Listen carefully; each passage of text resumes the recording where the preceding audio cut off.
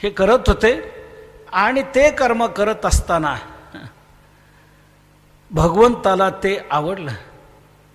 भगवान भक्ताची जी वाटचाल असते, जे अनुष्ठान असतं, त्या अनुष्ठानाचं पावलोपावली अनुसरणही करतो, त्याचं स्मरण करतो. तो तिष्ठे भावभक्ती देखून या, ती भक्ताची भावभक्ती पाहून तो भक्ताजवळ सारखा येतो. भक्ताला सोडून त्याला एकट्याला राहवत नाही. तर या प्रकारे तो येतो. अनेक भक्तांच्या घरी तो आलेला. सावता महाराजांच्या घरी त्याला काय यावं वाटणार नाही. सावता महाराजांनी आपली शेती भगवंत समजून, भगवंतच या रूपाने नटलेला आहे या अवस्थेवर जाऊन केलेले. काल आपण ते पाहिलं. कांदा मुळा भाजी अवघी विठाबाई माझी, लसूण मिरची कोथिंबीर अवघा झाला माझा रे. सर्वत्र ते भगवान पाहत होते आणि आपली शेती ते करत होते. भगवंताला देखील आपला भक्त जे करतो त्याला वाटतं आपणही काही त्याला करू लागावं, त्याला मदत करावी, आपल्यापर्यंत जेवढं होईल तेवढं आपण करावं. म्हणून भगवंतही प्रत्येक संतांच्या घरी, भक्तांच्या घरी गेलेला आहे आणि भक्त जे करत असतील तर ते करू लागलेलं आहे. रोहिदास महाराजांच्या घरी चर्म रंगवण्याचं काम केलं. कबीर महाराजांच्या मागे सेल विणण्याचं काम केलं आहे की नाही. म्हणून सजन कसायाचं मांस विकण्यासारखं काम केलं देवाने. देवाला ती लाज वाटली नाही. तसंच सावता महाराजांच्या घरी देवाला काय यावं वाटणार नाही. माया सावताच खुरपू लागे, माया सावताच खुरपू लागे, माया सावताच खुरपू लागे, माया सावताच खुरपू लागे, माया सावताच खुरपू लागे. उंच नीच काहे, उंच नीच काहे, उंच नीच काहे भगवान. उंच नीच काहे, नीच काहे, नीच काहे, नीच काहे भगवान. उंच नीच काहे, नीच काहे, नीच काहे, नीच काहे, नीच काहे भगवान. उंच नीच काहे, नीच काहे, नीच काहे, नीच काहे, नीच काहे भगवंत. सावता महाराजांच्या घरी देवाला यावंसं वाटलं आणि सावता महाराज जे आपलं कृषीकर्म करत होते त्याबरोबर खुरपताना सावता महाराज दिसून आले. देवाला वाटलं आपण खुरपदेव आपल्याबरोबरच घेऊन आले. सावता महाराज जे करतात तिथे जर दुसरं नसेल तर मग आपण काय करायचं.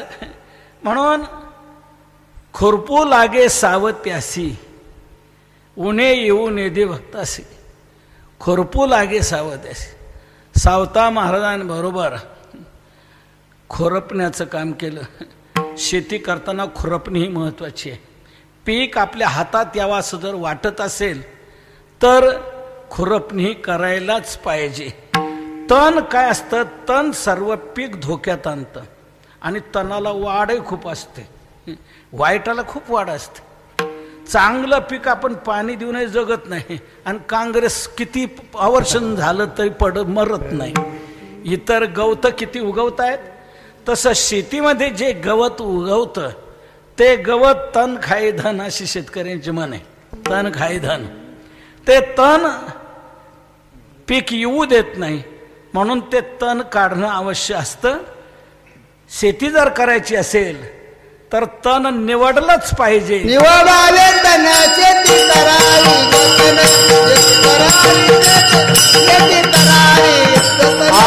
निवडावे तण शेती करावी राखण, करावे राखण, शेती करावे राखण.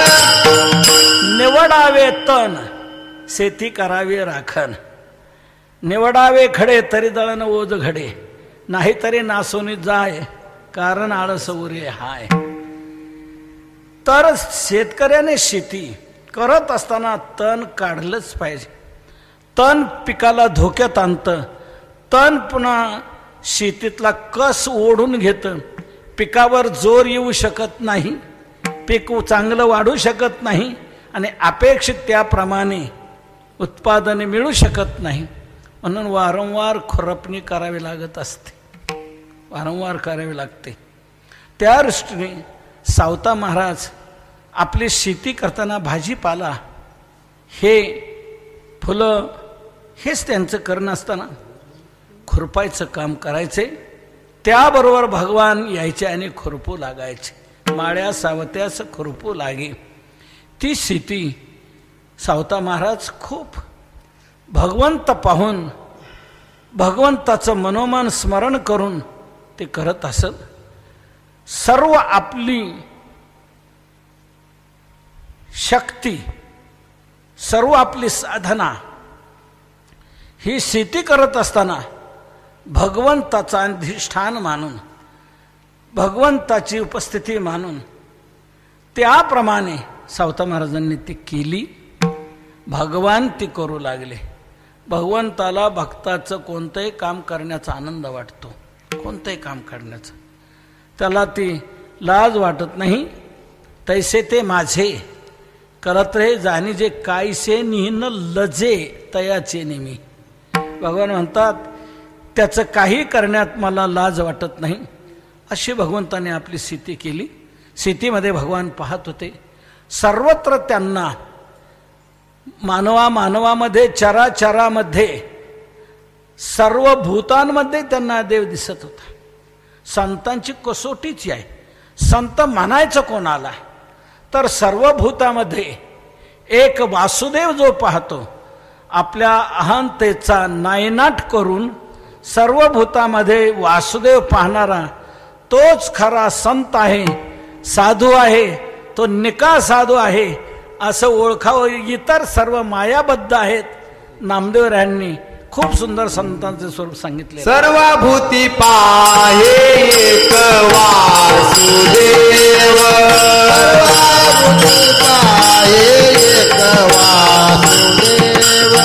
सर्व भूती पाहे एक वासुदेव, सर्व भूती पाहे एक वासुदेव.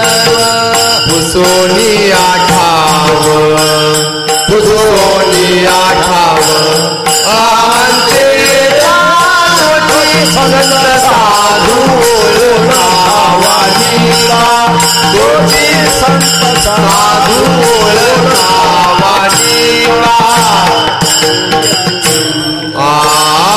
पुसोनी आठाव अंतेरा गोटी संत साधू नावानिका, गोटी संत साधू नावानिका.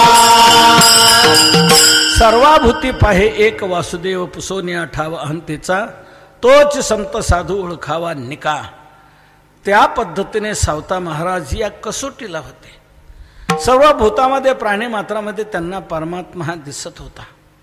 पाहत होते. पाहे तिकडे बापमाय, विठ्ठल आहे रखुमाय.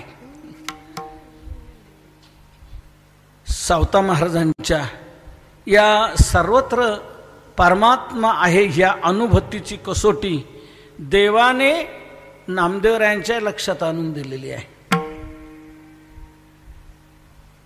छोटासा तो प्रसंग आपल्याला सांगतो.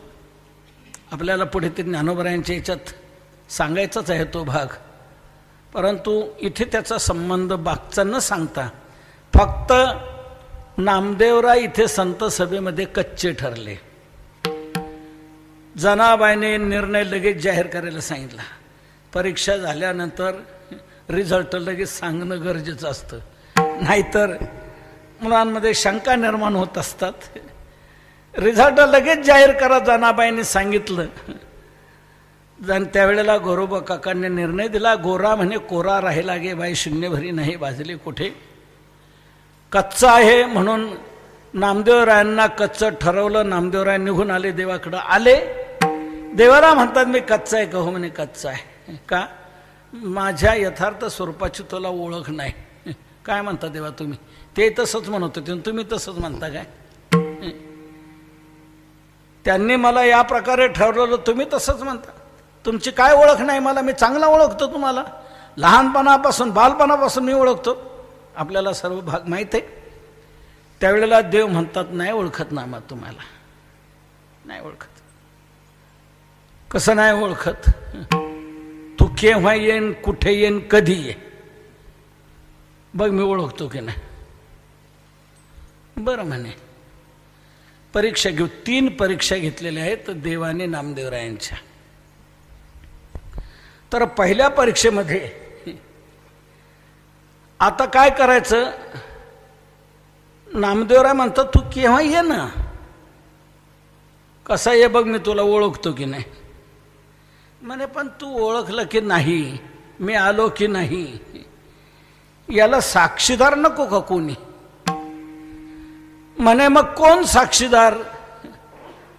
त्यावेळेला देवाने सूचित केले नाव सावता महाराजांचं. नामदेवरायांना म्हणतात, नामदेवा ही कसोटी जी घेतली जाईल त्यात तू म्हणशील, नाकुबूल होशील, मानणार नाहीस, तर कोणी साक्षीदार असला की साक्षीदारावर केस सुटत असते. साक्षीदाराला फार महत्व आहे, म्हणून आपण याला साक्षीदार ठेवूया. म्हणे ठेवा. म्हणे कोण साक्षीदार? म्हणजे साक्षीदारही योग्यच पाहिजे. तो साक्षी निवडला देवाने, तो सावता महाराज. सावता महाराज आपण याला साक्षीदार म्हणून ठेवू. सावता महाराजांना बोलून घेतलं. सावता महाराज आले. देवाने सांगितलं अशा अशा प्रकारे नामदेव कच्चा ठरलाय की नाही. हो म्हणे. तर त्याला गुरु कर आपण म्हणतो, पण तो मानत नाही. गुरु करून काय, तुमची मला ओळख आहे की? म्हणे माझी ओळख नाही. नाही देवा, तू केव्हा ये, कुठे? मग सावता महाराज म्हणू लागले, हरकत नाही देवा. नामदेव म्हणतो ना, मग घ्या ना कसोटी, घ्या परीक्षा, तुम्ही या, तुम्ही केव्हा बघा नामदेव ओळखतो की नाही म्हणतात. हो म्हणे, मी साक्षीदार त्याला. हो, कबूल केलं. आणि देवाने नामदेवरायांनी सावता महाराजांना सांगितलं, आता एक करा, तुम्ही जरा पुढे चला, वेणुनाद त्या ठिकाणी जा. म्हणजे वेणुनाद हे ठिकाण जे आहे ते भगवंताचं क्रीडांगण आहे, खेळण्याचं ठिकाण आहे, क्रीडांगण वेणुनाद. तुकोबारांचा एक सुंदर गोडाभंग आहे की भीमातीर कसं धन्य धन्य आहे, इथे चंद्रभागा सरोवर कसं आहे, पद्मतीर्थावर विठ्ठलवीर कसे आहेत, आणि इथे क्रीडास्थळ कोणतं आहे. धन्य धन्य भीमातीर, धन्य धन्य भीमातीर, धन्य धन्य भीमातीर, धन्य धन्य भीमातीर. चंद्रभागा सरोवर, चंद्रभागा सरोवर, चंद्रभागा सरोवर, चंद्रभागा सरोवर. पद्मतीर्थी विठ्ठलवीर, पद्मतीर्थी विठ्ठलवीर, पद्मतीर्थ विठ्ठलवीर, पद्मतीर्थ विठ्ठलवीर. क्रीडास्थळ वेणुनाद, क्रीडास्थळ वेणुनाद,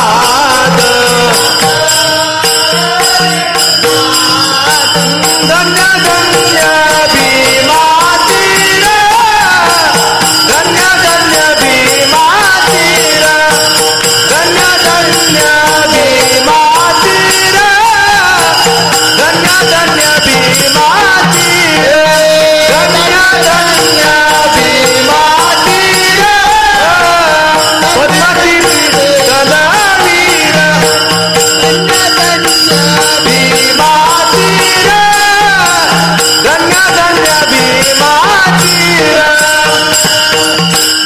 धन्य भीमा तीर चंद्रभागा सरोवर पद्मतीर्थी विठ्ठल वेळ क्रीडास्थळ वेणुनाद. ते क्रीडास्थळ होतं भगवंताचं. अवघा अनिला परिवार गोपी गोपाळांचे भार. आणि मग खेळ खेळण्याकरता त्या वेणुनादला जाणं. तेव्हा भगवान म्हणताय नामदेवा सावता महाराज तुम्ही तिथे जा वेणुनादामध्ये थांबा तिथे, मी येतोच थोडंसं माझं आवरून. नामदेवराय म्हटले ठीक आहे, मला ओळखायचंय नामदेवा. सावता महाराज परीक्षक साक्षी आहेत आणि परीक्षकही आहेत. हो म्हणे या तुम्ही मागून द्या, कधी या कसं या मी ओळखणार. हे नामदेवरायने सावता महाराज तिथे वेणुनादला जाऊन थांबले. भगवान जे आले त्यांनी असा वेश धारा, मलंगाचा वेश धारण केला. एक मलंग बनले. उंच टोपी काय, तो अंगरखा काय, कशी ती वेगवेगळे आणखी वस्त्र अंगावर काय, ही गुडगुडी पुन्हा हे ओढायला. आणि त्याप्रमाणे एक झोळी काखेमध्ये एक कुत्री बरोबर घेतली, कुत्री. आणि असे फिरत फिरत आले. आल्यानंतर नामदेव पाहतात हे कोण आले व विचित्र. देव यायची वेळ झाली, आता देव आपल्या इथे येणार आहे. आपण एवढ्या करता हे स्थान निवडलं देवाने, इकडं कोणी येण्याचं काय प्रसंग नाही, प्रश्न नाही, म्हणून इकडे आलं. हे कशाला इकडे आलंय? आता देव येणार आहेत इकडे, हे मध्ये चालं जाऊ दे. हे फिरस्ती लोक असतात, येणार जाणार, काय त्याचा विचार करायचा. नामदेवराय सावता महाराजाला म्हणतात देव आता येणार आहे इकडे, आणि हे बघा संगीत आलं मध्ये. आता आपल्याला जो भक्तीचा आनंद लुटायचा, देवाला आपल्याला इथे गप्पा मारायच्या, जे काही करायचं हे मध्ये आलं. पण आता दुसरीकडं पुन्हा जागा बदल नाही, बरं नाही. जे ठरलंय तिथंच विसावा कुठं, नाश्ता कुठं, ठरलेल्या ठिकाणी झालं पाहिजे. नाहीतर जर बदलला तर जे येणारे दुसरे असतात त्यांना मग ते सापडत नाही ना, अडचणी निर्माण होतात. तरी आपल्याला इथून तर जाता येणार नाही, वेणुनाद ठरलेलं आहे. हा आता इथे आला. ते सोंग पाहून नामदेवराय म्हणू लागले काय हे विचित्र आले इथे. ए इकडे कशाला आला? तुला तिकडे गावात नाही जाता येत का? तुला काय मागायचं असेल, काय करायचं असेल, भीक मागायची असेल किंवा कुठलं काय, इकडे काय मिळणार आहे तुला? इकडे काय आहे? जा तिकडे गावाकडे. नाही म्हणे आता गाव फिरून आलोय मी, मला आता भूक लागली, मी इथे आता जेवणार आहे. इथं? हा म्हणे पाणी आहे ना इथे, पाणी आहे इथे, जेवणार आहे, पाणी आहे. नामदेवराने कपाळाला हात लावला. आता देवाने तर हे ठिकाण सांगितलं, देव इथं येणार आहे, हे सोंग आलं इथं म्हणे. देवाने हे रूप धारण केलेलं आले तिथे. नामदेवरायांनी काय ओळखलं नाही. तो मलंग वेशात असणारा भगवान म्हणतो आहे आता मला इथे जेवायचं, तुम्हाला जेवायचं का? जेवा म्हणे, माझी भरपूर भिक्षा आहे माझ्याकडे, प्रत्येक घरचा तुकडा तुकडा एवढा, हे भरपूर. हे बघा जोडे कसे, ते तुकडे ते त्याने काढले, एक ताट काढलं. आता खायचं कशा बरोबर? ए कुत्रे इकडे. त्या कुत्रीला हाक मारली, ती कुत्री आली. आता ती कुत्री कोण नव्हती, ती कामधेनू होती. भगवंताने सांगितलं ए आता भाकरी खायची, मला दूध दे. त्या कुत्रीने लगेच दूध दिलं. बा इतकं ते भरलं, दुसरं भरलं, त्या चिळकांड्या उडाल्या, इकडे यायला लागल्या. म्हणे ही कुत्री विचित्रच वेगळी, या गाई म्हशीपेक्षा किती दूध देते, स्वतःहून देते. काय ह्या लोकांकडे कुठून आली ही? कोण असतो कुत्री, कशी आणलेली, कोणती जात आहे, कुठली आहे? म्हणे ह्या कुत्रीचं दूध, आणि त्याच्यात खातोय शिळे तुकडे, ते चुरले, त्या दुधात हे केले, आणि म्हणतायत खायचं का तुम्हाला? या भरपूर आहे म्हणे, आपल्या तिघांना नाही पुरल, भरपूर आहे. नामदेव म्हणला काय हे विचित्र, आपण आम्हालाही म्हणतो खायला या. या खायला या. नाही म्हणे तुझं तू खा. सावता महाराजांना तुम्ही कोण, हे कोण? म्हणे मी नामदेव आहे, देवाच्या जवळचा आहे, देवाची भक्ती करणार आहे. तुम्ही? म्हणे मी आरणचा आहे, पण देवाकडे इकडे येत असतो, वारीला येत असतो. ज्या वेळेला देवाला आठवण होईल त्यावेळेला मी येत असतो. मी सावता माळी आहे, नामदेव शिंपे आहेत. बरं चला ना, खा ना मग. का झालंय तुमचं? जसेल झालं तर खा, भरपूर आहे माझ्याकडं. नाही अको काय बोलतो रे आम्हाला तू? नामदेवराय म्हणला नको तुझं तू खा.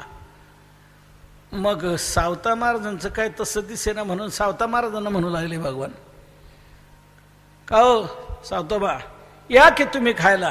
तुम्हाला भूक असेल ना, तुम्ही आरणहून आलात ना, लांबून म्हणता तिकडचे तुम्ही आरणचे, या ना तुम्ही खायला या. आणि त्यानंतर ही गुडगुडी उडू आपण म्हणे. तुम्हाला गुरुगुडी माहित आहे का? गुरुगुडी ओढलेली आहे का? नामदेवा तू? नाही म्हणे मी नाही. म्हणे याला गुरुची गोडीच नाही, गुरुगुडी नाही, गुरुची गोडी नाही. असं आहे त्याला, नाही गुरुगुडी. सावता तुम्हाला आवडते? हो म्हणे मला आवडते. नामदेवराव म्हणला हे काय बिघडले, हे असं काय म्हणताय? त्यावेळेला सावता महाराजांना हाक मारली मलंगाने या भगवंताने, या तुम्ही खा. काय खास दूध आहे, काय चव आहे, अशी चव कुठल्याच तुमच्या गायची का कुठल्याच दुधाची लागणार नाही, इतकी गोडी आहे या दुधामध्ये. या हो म्हणे मलाही जीभ माझी लाळ घोटते आहे. मनात म्हणतात ती कामधेनू आहे. कामधेनूचं दूध आजपर्यंत कधीही घेतलेलं नाही. या जर्सीचं खाण्यातच आपलं पिण्यातच येईल. खास गावरान गाई, देशी गाई नव्हे, ही कामधेनू आहे.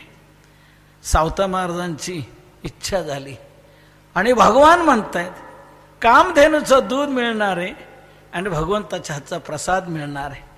सावता महाराज म्हणले मला खावंसं वाटते. नामदेवराय म्हणतात काय बिघडलं काय म्हातारे, हे काय करताय असं?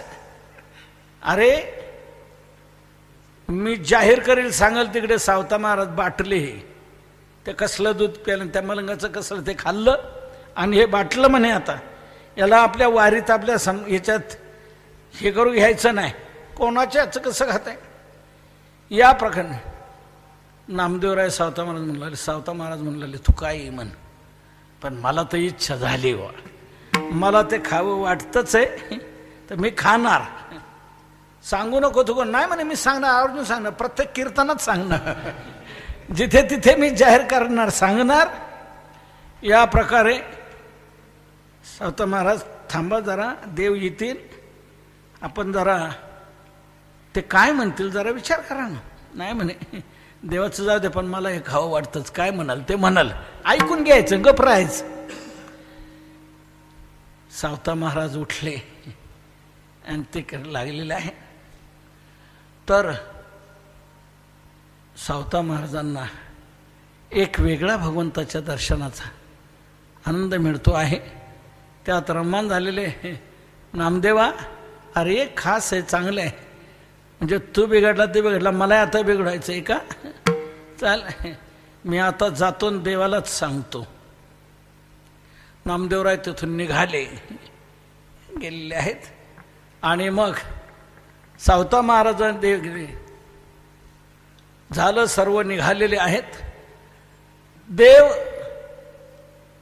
गेले आपल्या आता येतील नामदेव. नामदेव म्हणे, नामदेवराय म्हणतात अजून काय येईना, काय अडचण आली काय कळत, जाऊ द्या, जाऊ आपण देवाजवळच, का आला नाही म्हणून.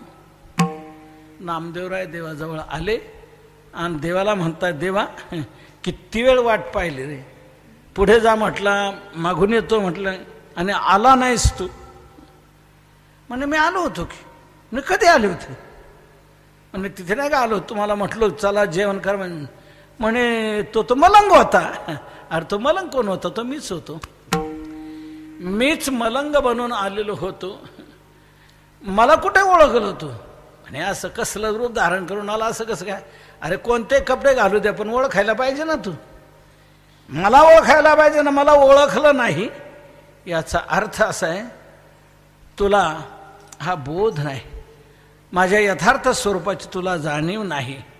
माझं जे यथार्थ स्वरूप आहे ते सर्व व्यापक, सर्वत्र संपूर्ण गगन जैसे, तो नाही ऐसा ठा उरला से कवन, सर्वत्र संपूर्ण गगन जैसे, असं माझं ते व्यापक स्वरूप, सर्वत्र मीच भरलेलं आहे, सर्व प्राणी मात्रामध्ये मीच कोंदून भरलेलं आहे, हे माझं स्वरूप आहे. कुठे तुला ती जाणीव येते, कुठे तू मला ओळखतो? या प्रकारे म्हणे देवा हे कसलं तरी रूप घेऊन तू आला, जाऊ दे आता, तू आणखी परत ये, बघ मी ओळखतो की नाही. दुसरी परीक्षा सावता महाराजांनी सांगितलं, नामदेवा मी तुला म्हणत होतो ना, पण तू ऐकलं नाही माझं.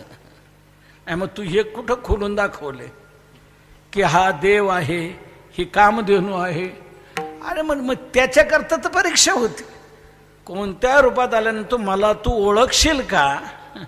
तू काय म्हटलं होतं, तुम्ही कोणत्या रूपात आणि केव्हा या, कसं या, मी तुम्हाला ओळखेल. कुठे ओळखलं तू?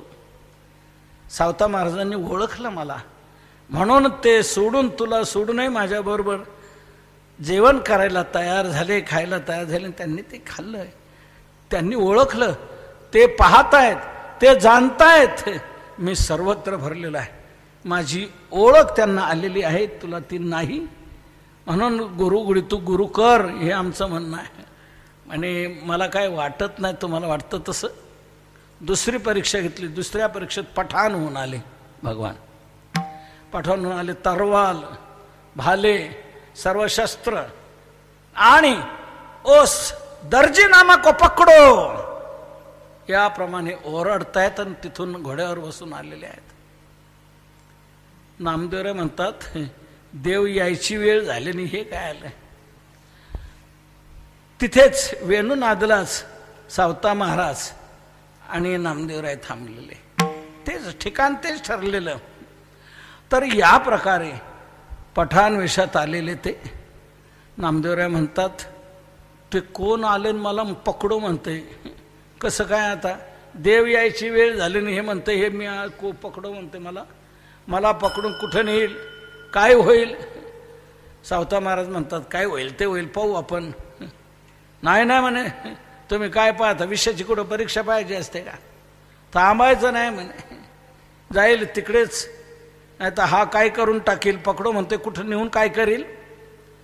नामदेवराय तिथून पळताहेत. इकडे येतोय का? नामदेवराय पळून बाजूला गेले आणि जाऊन पुढे पाहू सावता महाराजांना म्हणतात, चला. नको, तो तुम्हाला माझ्याबरोबर इकडे. आणि मला तुझ्यासारखं काय पळवतंय का? तुझ्यासारखं मला चालता येईल का? मी म्हातारा आहे, मला नाही जमायचं. काय होईल ते होईल माझं, तो पठाण काय करेल ते करेल, पण मी आता पळत नाही, येत नाही. तुला जायचं तर जा. आणि जातो. नामदेवराय पळून आले, उंच तिकडे बाजूला जाऊन पाहत राहिले काय होते. तर तो पठाण सावता महाराज बसले, आनंद लुटलेला आहे आणि निघून चाललेले आहेत. निघाले त्यावेळेला नामदेवराय म्हटलं, बरोबर मी पळून आलो, बरं झालं. सावता महाराजांनाही घेऊन गेलं ते आता पठाण. आता काय व्हायचं? सावता महाराजाचं कसं व्हायचं? मी सोडून आलो, देव एखाद्याला मला रागावतील का? नामदेवा, त्या सावता महाराजांना तू सोडलं तर काय करावं?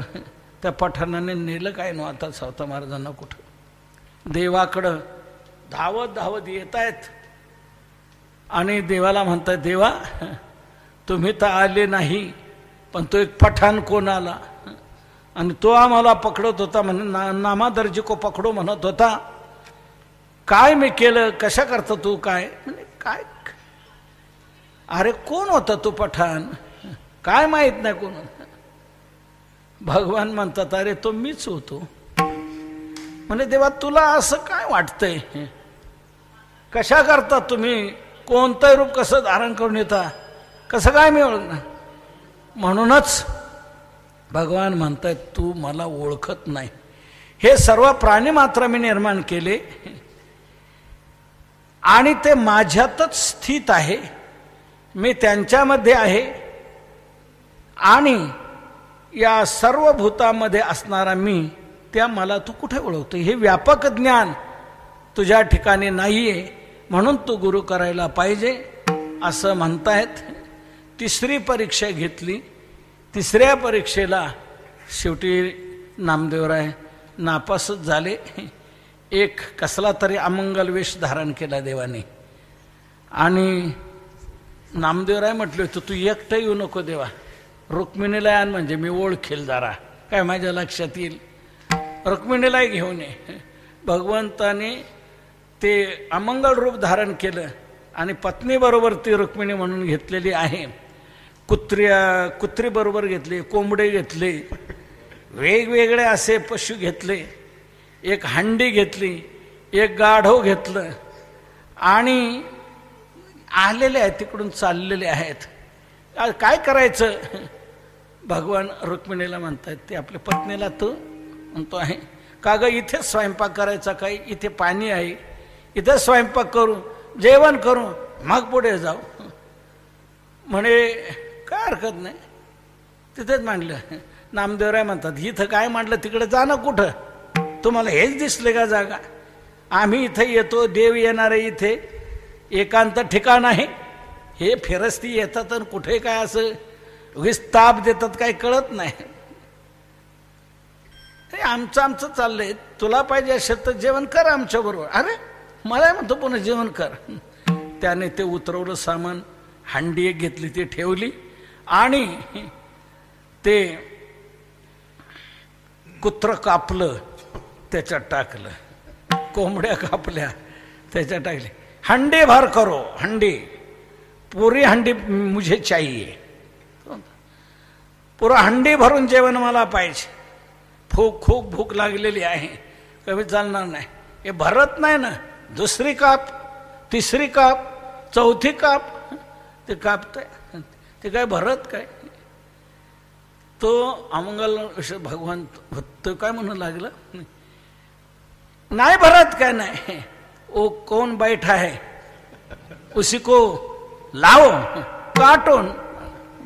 नामदेवराय म्हणतात, आता एवढ्या कोंबड्या कापल्या, एवढं सर्व कापलं, आता हा आपल्याला कापायचा आणि यात टाकायचा काय? आता देवाची भक्ती आपल्याला करायची, इथे थांबायला नको, नाही तर काय प्रसंग ओढवेल सांगता येत नाही. तिथून निघाले नामदेवराय, पळत आले. तिन्ही परीक्षेत नापास झाले, देवाला ओळखू शकले नाही. सावता महाराज हे पुराव्याला होते. सावता महाराजांनी सांगितलं की नामदेवा तू ओळखत नाही, मी ओळखलं आहे. मी त्यांच्याबरोबर जेवण केलं आणि ते कोण होतं, काय होतं, ही सर्व मायावी लीला देवाने आपली दाखवली.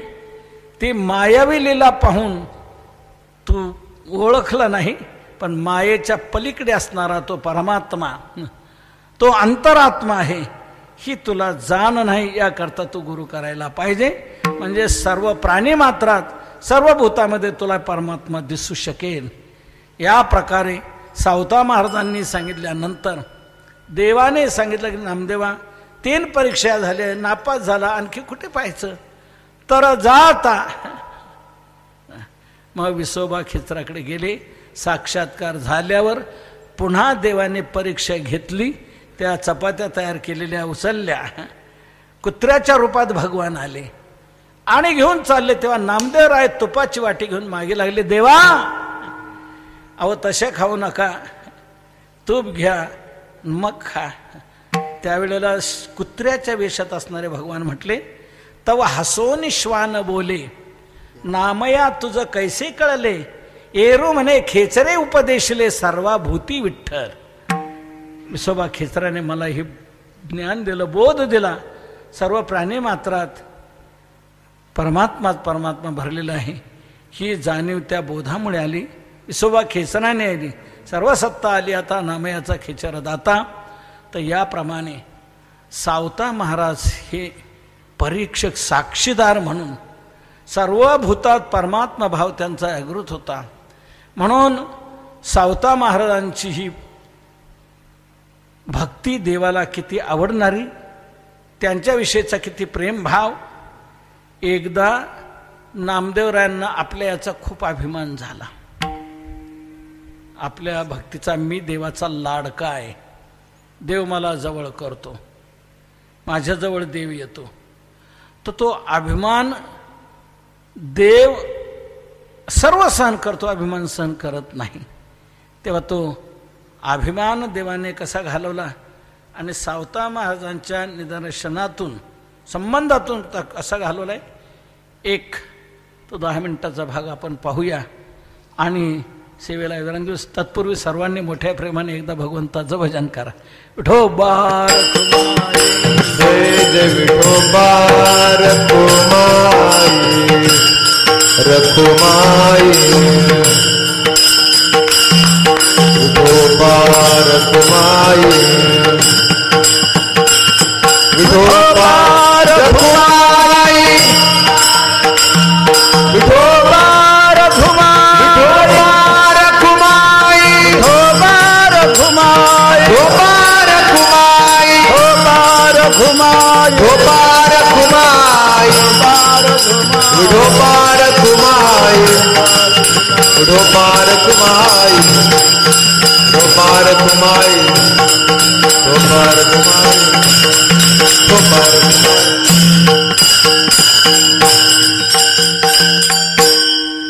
नामदेवरायांना झालेला अभिमान की सर्वात मी लाडका आहे, देवाचा लाडका आहे, असा अभिमान झालेला देवाला सहन होत नाही. देवाने तो अभिमान घालवण्याकरता सावता महाराजांकडं जावं, म्हणजे याचा अभिमान जाईल. या पद्धतीने देव नामदेवरायांना म्हणतायत, ज्ञानोबरायांना म्हणतायत, दोघे आहेत तिथे, तुम्ही दोघांनी चला आपण बाहेर फिरायला जाऊ. 2 वेगवेगळे भाग आहेत. कुर्मदासाच्या भेटीचा एक भाग सांगितला जातो.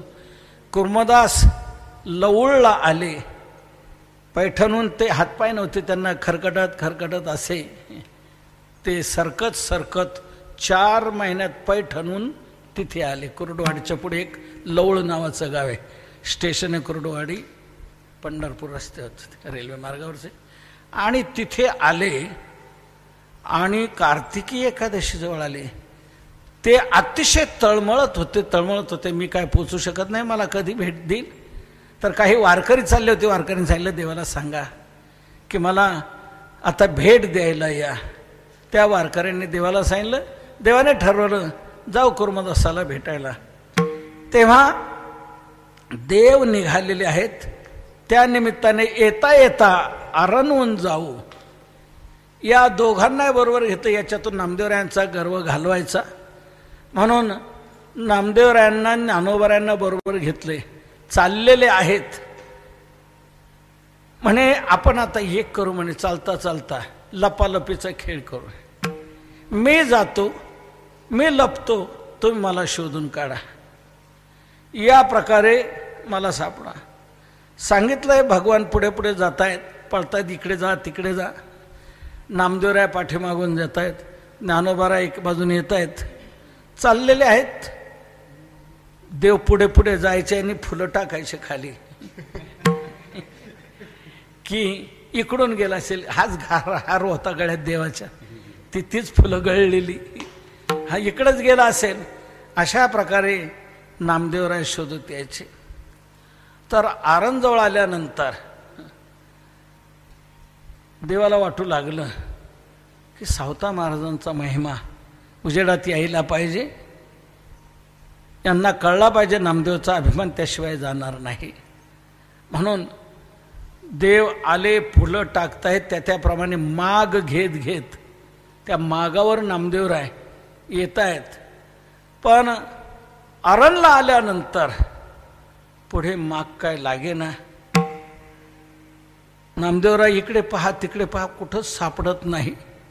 ज्ञानोबाराय आपल्या याच्यात आहे. देव कुठे बाहेर आहे. देव कधी आपल्याला भेटू शकतो. देव आपल्यापासून वेगळा नाहीच आहे, अलग नाहीच आहे. नामदेवाला फिरू द्या. नामदेव राय पाहतायत, शोधतायत, भगवान काय सापडत नाही. शिरले उसातून पलीकडे गेले. सावता महाराज खुरपत होते. देव धावत आले, म्हणतात सावता सावता. काय? माझ्या पाठीमागे 2 चोर लागलेले आहेत, चोर. त्या चोरांची मला भीती वाटते आहे, तर मला तू लपायला जागा दे, मला तू लपव.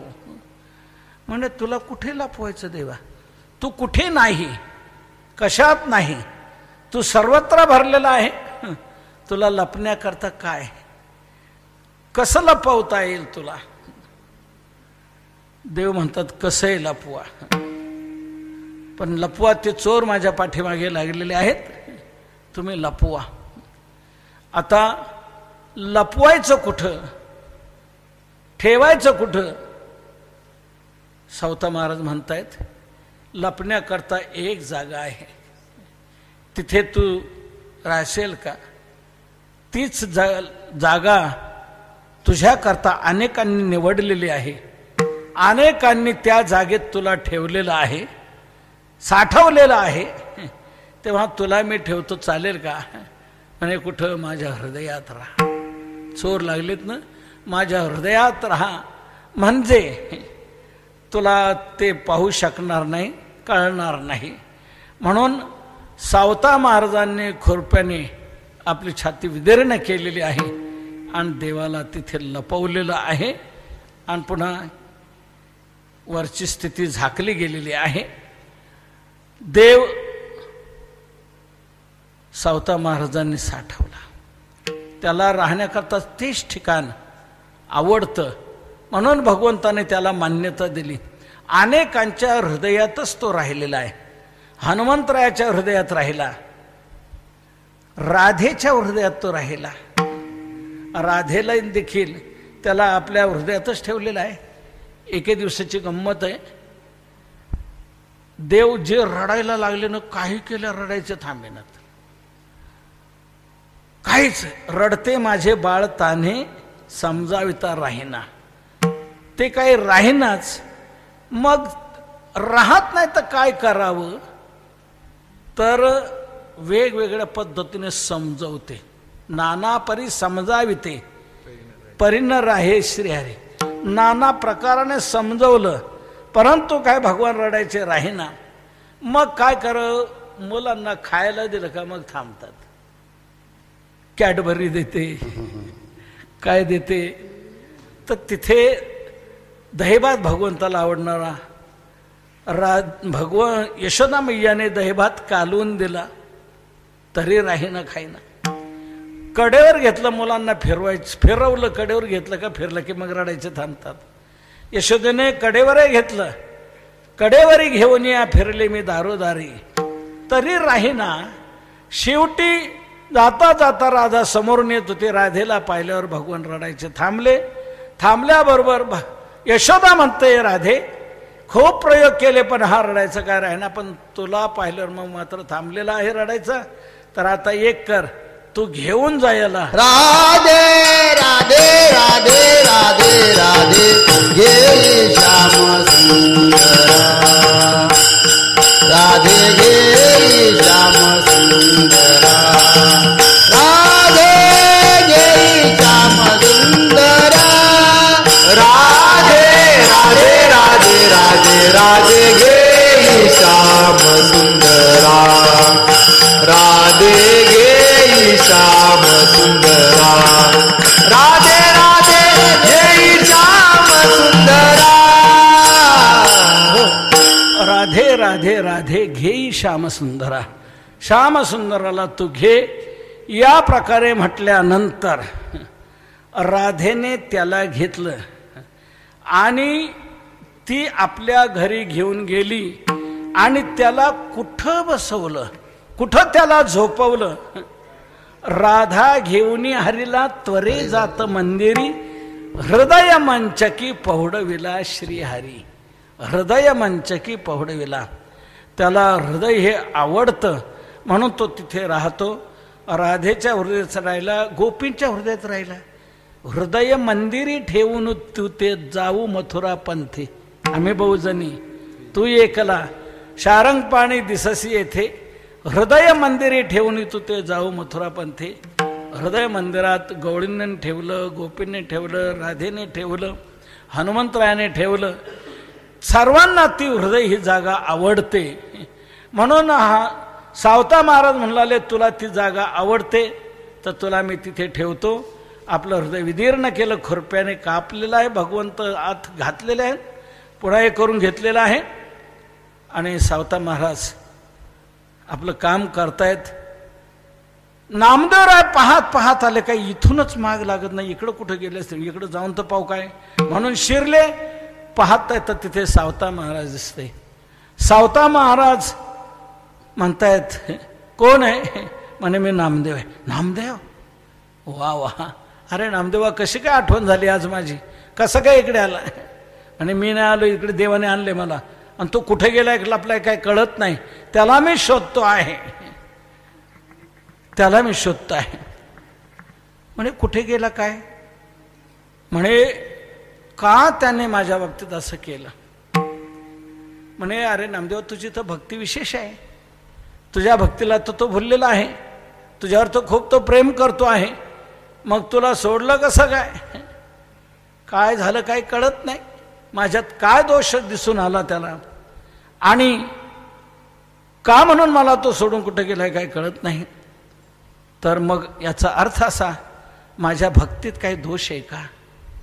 माझ्या भक्तीत काही अभिमान शिरला का, अहंकार शिरला का, काय झालं म्हणून देवाला वाटलं आणि देव मला सोडून आलेला आहे. तर या प्रकारे तो कुठे राहिला असेल, कोणतं स्थान त्याला आवडतंय, कोणी त्याला जवळ केलं असेल, मला त्याने सोडलं आणि कोणाजवळ तो केला, याचा अर्थ असा, माझ्यात काहीतरी कमतरता आहे आणि त्याच्यात काहीतरी विशेषता आहे, म्हणून कुठे कोणाकडे गेलाय कोणास ठाऊक. तुम्हाला काय माहीत असेल तर सावता महाराज सांगा, सांगा ना, द्या ना तो मला भेटून. नाही तर तो जर भेटला नाही तर मी आता इथे प्राणत्याग करेल, पण पंढरपूरला जाणार नाही, परत जाणार नाही. तो का भेटत नाही मला, या प्रकारे ठाण मांडून नामदेवराय ज्या वेळेला बसले, सावता महाराजांना आतून देव धक्के द्यायला लागले.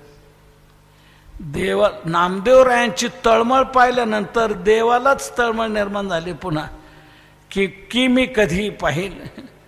सावता महाराज नामदेवाला म्हणतात, अरे नामदेवा, अरे तो सर्व ठिकाणी आहे, तो नाही अशी कोठीही जागा शिल्लक नाही आहे, सर्वत्र तो कोंदून कोंदून भरलेला आहे.